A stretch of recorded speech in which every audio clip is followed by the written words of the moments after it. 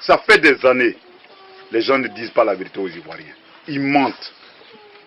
On ne peut pas construire un pays sur le mensonge. Quand vous créez une société sur le mensonge, la société tombe. Parce que Dieu n'a pas sa main dedans. Dieu n'est pas dans le mensonge. Dieu est dans la vérité. La vérité, souvent, ça fait mal. Mais aie le courage de dire. Tu peux le dire à ton frère, à ton parent, la vérité. Sur le champ, ça peut lui faire mal.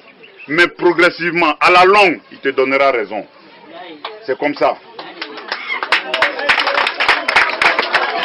Ceux qui disent que je veux diriger le pays, ceux qui disent que je veux être chef d'état-major, ceux qui disent que je veux être premier ministre, chers frères, n'ayez pas la mémoire courte. Ce n'est pas aujourd'hui que la révolution a commencé. Soyez sincères, dites la vérité à nos parents. Certains de nos parents n'ont pas eu la chance d'aller à l'école. Ils ne peuvent pas lire les journaux. Ils ne peuvent pas avoir les informations. Vous qui avez cette capacité de lire les journaux, d'approcher les jeunes combattants qui sont autour de moi, de savoir la vérité, ne soyez pas passionnés. Ne restez pas dans le mensonge pour induire nos parents dans le mensonge. Ce n'est pas bien, c'est un péché. Parce que vous allez mourir avec ça sur votre conscience. Si je voulais rester au pouvoir,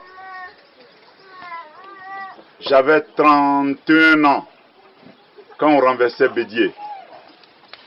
Je pouvais m'asseoir. Gueye ne nous a pas envoyés.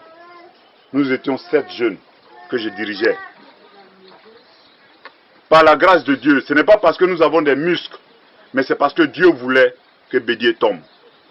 Parce que Bédié avait voulu diviser le pays. Personne n'est étranger à cette histoire. Mais nous n'avons pas fait du mal à Bédié, nous l'avons permis de partir. Je pouvais m'asseoir.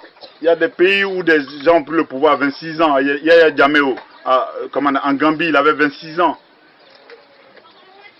30 ans partout.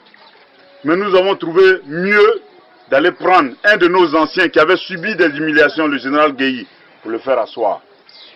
Mon général, voilà la situation.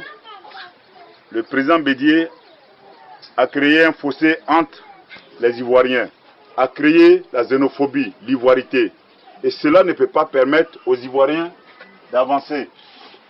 Nous avons besoin d'un pays uni, fort, pour que ce pays puisse se développer. Donc, nous venons vous chercher, et voilà ce que nous souhaitons. Ramener la paix entre tous les Ivoiriens. Ramener la cohésion. Mettez dans la tête des Ivoiriens que les étrangers sont chez eux ici en Côte d'Ivoire.